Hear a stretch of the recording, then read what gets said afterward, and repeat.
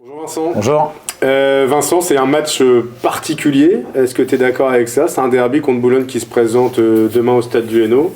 Est-ce que c'est un match qu'on prépare différemment? En tout cas, il faut l'aborder différemment dans l'aspect mental. Voilà, c'est un match différent. Un derby, c'est, même si je sais que les clubs s'entendent bien, qu'il n'y a pas une rivalité exacerbée, c'est un match différent.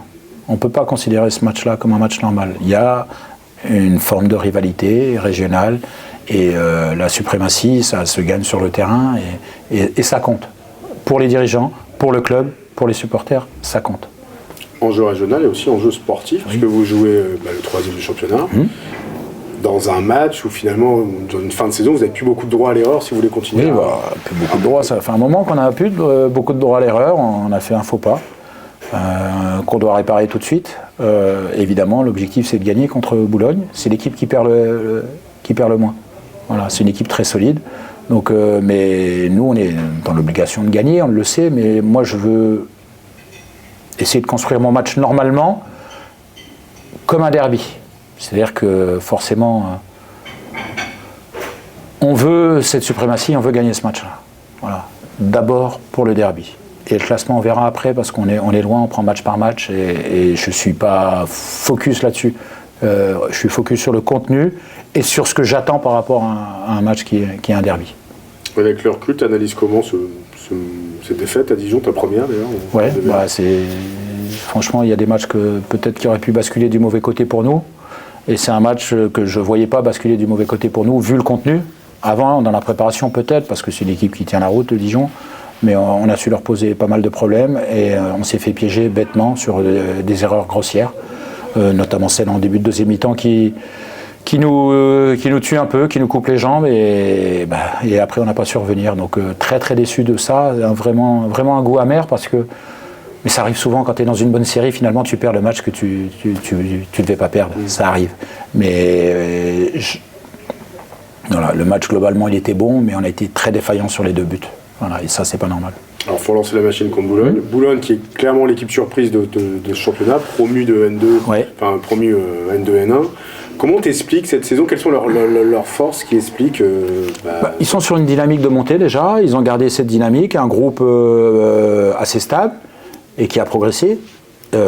Et puis, de toute façon, s'ils en sont là à ce moment-là de la saison, c'est qu'il y a des bons joueurs. Il n'y a pas qu'une équipe, c'est une équipe parce que ça défend fort, ça défend ensemble, en équipe.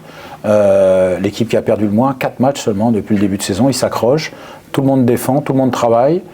Et aussi quelques individualités aussi. Voilà, il y a des joueurs de grand talent devant, ils sont très très dangereux. Rambaud, très présent dans la surface, H-Bouche, un joueur différent, de la vitesse avec Averlan sur le côté gauche, un joueur plus de dribble et qui vient intérieur et Pailly de l'autre côté. Donc vraiment, il n'y a pas de surprise.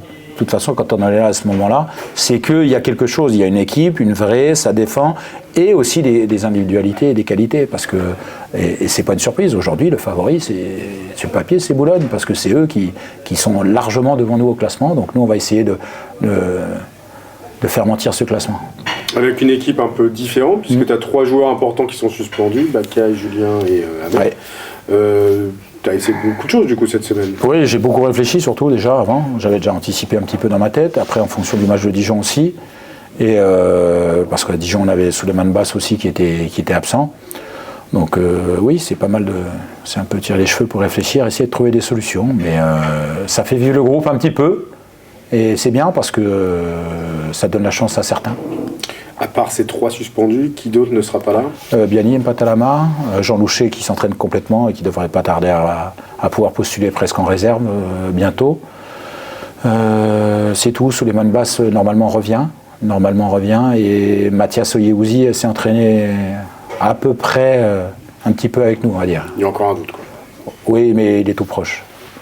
C'est un match particulier pour l'enjeu régional, l'enjeu sportif, mais aussi l'enjeu populaire. Ouais. On attend environ, pour l'instant ça peut encore augmenter, 8000 personnes. Si ça peut augmenter, c'est bien. Ouais.